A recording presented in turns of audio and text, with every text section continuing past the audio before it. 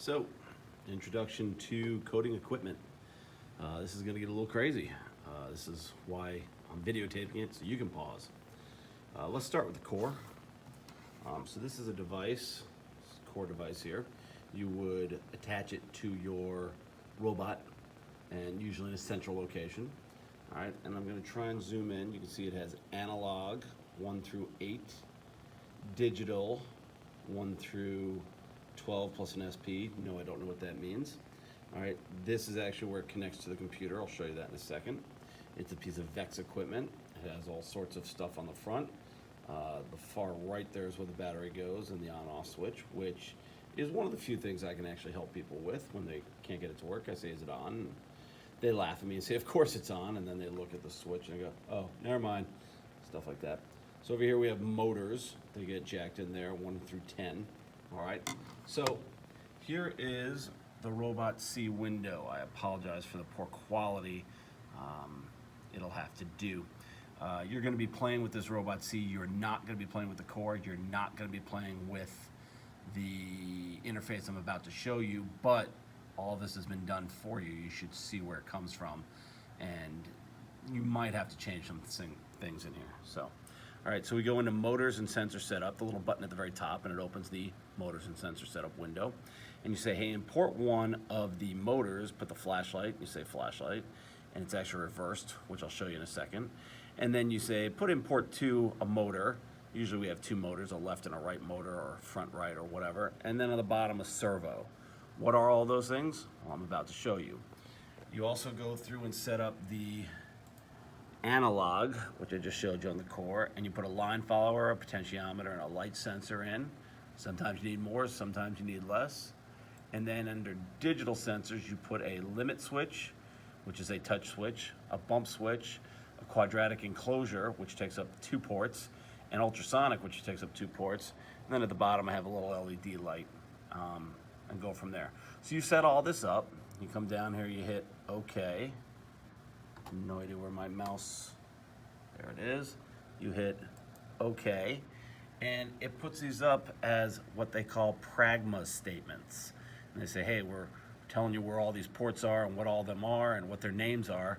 So when you go to code in here between the 2 curly brackets, between the blinking bracket below and the curly bracket above, after task main, open, close parenthesis, you can say, hey, I want the line follower. If it does this, then I want to, well, here's all your names up here. So you're going to have some pragma statements, but a lot of it's going to be done for you. You should be aware of all this. You may have to go back and change some things under the motor setup. So we get it done, and we come up here to download to robot, and we hit download to robot, and then it brings it to the robot. There's a few other steps in here. We actually should have done a firmware download, which I already did. And then it gets into a spot for epileptics to lose their minds. So I come up here and I hit the actual design 3.1 demo practice that I saved this file as. And we go over here and we say, hey, we're gonna debug this, so please start. And we come down here and it's on motors. All right? It's gonna get a little dicey with me trying to go back and forth. So the flashlight's the first thing we're gonna check out. The flashlight's reversed. I tried to unreverse it. You can see here it says reversed. It maxes out at 127, so since it's reversed, it's gonna be a negative 127. All right, and here is my flashlight. Right there. Simple looking device. It's got an on-off switch. That one's fun when people come over. The flashlight is not working on the computer screen. I have it on negative 120. I say, okay, turn it on. They go, oh yeah, there it is. I'm actually gonna leave this on. I'm gonna put it over here. Oh, I forgot to show you. So here's the core with everything put together. Here's the spare core. All right, so the orange cord goes around and connects to your computer. That's how they're communicating. The batteries here, the on switch is on down there. Lights flash, but I never know what they really mean. And you can see where I've connected everything into the ports that match up.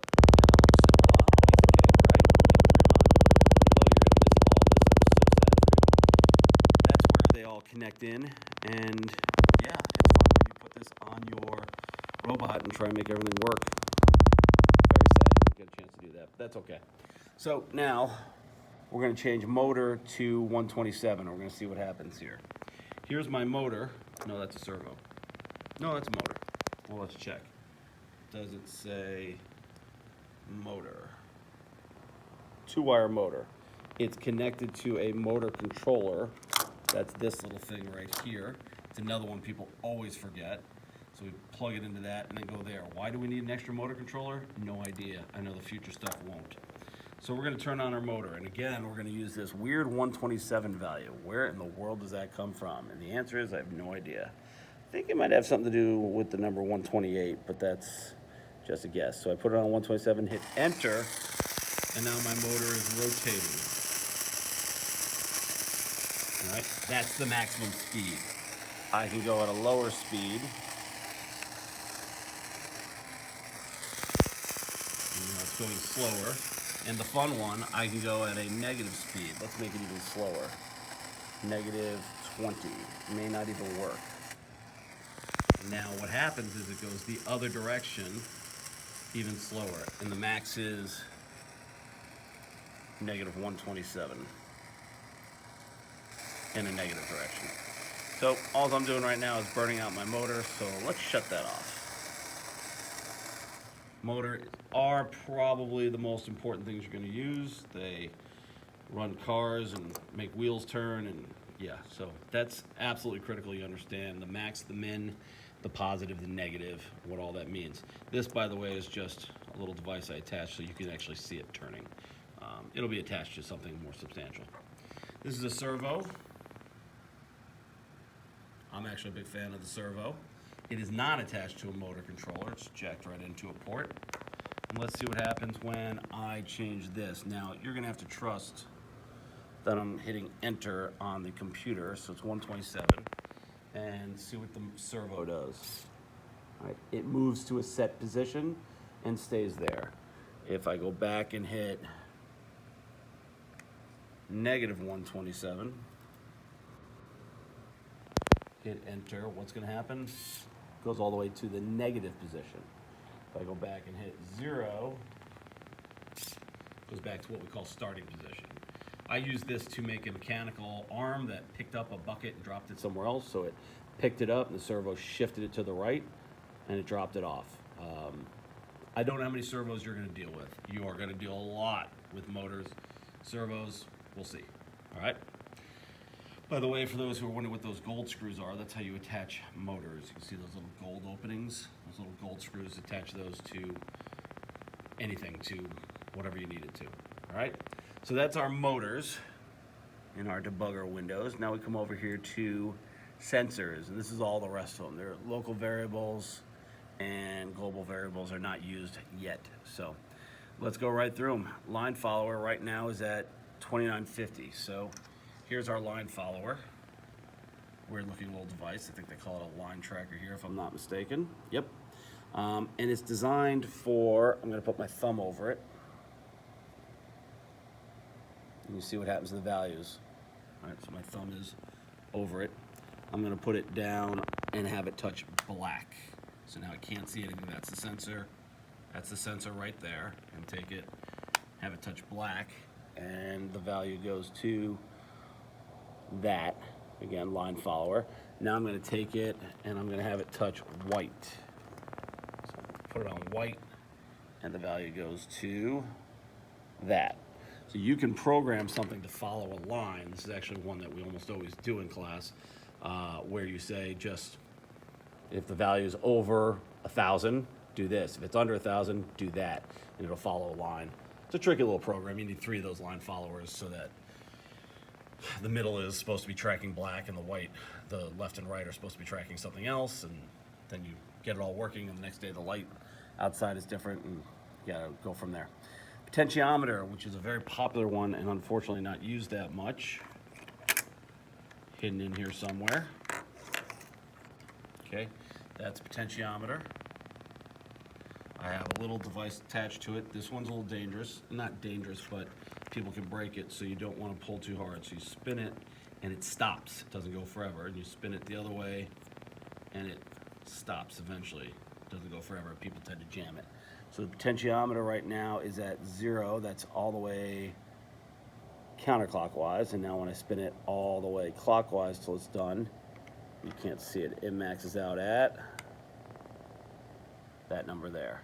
Again, that's basically 4096, which is a multiple of 2. All right, so that's your potentiometer. As I spin it, now it's all the way to one set of stops. Now it's all the way to the other set of stops. The next one on the list is the light sensor. That's this device here. All right, and I'm holding it up in space so that it is basically just seeing the ceiling lights. Now I put my finger over it and it goes up. Notice it does not have as big a difference as the line follower. So my thumb's over it, my thumb's off of it. All right, there you go. Touch switch. We've got a limit switch and a bump switch. Actually, I didn't mean to do this for the light sensor. I've left the flashlight on for this. So I'll take the flashlight and put it right there on the light sensor so we max out how bright it gets. And you see the light sensor goes to that value there. Back to the bump switch. So this is a limit switch. All right. And this is the device. You can see it's been used a lot. Got bent. Used to be straight. All right. Well, what happens? Now it's open. And it's there. When I close it, it's there. So it just goes back and forth. Open. So now it's closed. Close it. Open it. And everybody's personal favorite, the bump switch, because it looks pretty cool. It's got a nice little gray color to it. Bump switch. And same thing, not touched, touched, not touched, touched. Pushing down with my thumb, down, up, down, it does that. Okay, almost there. Exciting stuff, I know. The quadratic enclosure. No, it's not called an enclosure. The quad, it's not really quadratic. Stupid math teacher. Encoder, also known as a shaft encoder. All right, again, I have something set up on it. So I'm gonna be spinning this, all right, and it just keeps counting. So it's in negative territory. So I'm going counterclockwise right now. And unlike the potentiometer, doesn't stop, just goes. Now, I actually never knew what this was for until I talked to the robotic team, whatever we're calling it. All right, so now I'm going in the clockwise direction, so on and so on. And they use it to measure how far something goes. So you can say, put this on a wheel and just let it spin. Okay, it rotated to 12,000. That means it's 37 inches across the floor. I don't think we'll quite get into something that detailed, but you may see a program that uses it, so you should be aware. Sonar, which is another favorite, used a lot for things like getting through mazes. Here's the sonar. All right. Also known as the ultrasonic range. It's got the 2. People tend to jam their fingers in there. Don't do that. All right, and right now it is just basically pointing up in the air. Now I put my fingers over it. Now it looks like this one's not working. Could be in backwards. I'll come back to that one. And then last but not least, the LED. So that's that little yellow LED right there. It is not on. The green light you see is from that other light. So let's turn it on. It's just a simple 1. Hit enter. Now it's on. This is a great thing to use if you are setting up a soccer goal scoring system and, hey, the ultrasonic says the ball pass, turn on the light, goal, that sort of thing. No, my sonar's still not working. So I'll have to put the sonar together in a minute. But that's it. That's all the motors, flashlight, all the sensors, and it's giving you a quick look at Robot C. For the pragma statements, you're not going to have any of those up there. The computer does it automatically. You're going to say, go with this robot, and it's going to say pragma, that robot, meaning it's all programmed in, because you're going to be doing this virtually. Sorry for the length of the video. We're going to do one more real quick. I'll tie it on, and that'll be it. And the ultrasonic, which I don't know what I did wrong, but I reset the system. Now, you can see it is in centimeters and saying 183 centimeters. So that's the ceiling. How far away is the ceiling from us, because it will actually go up there. Put my hand over it and it drops. So there it is, my hand is over it.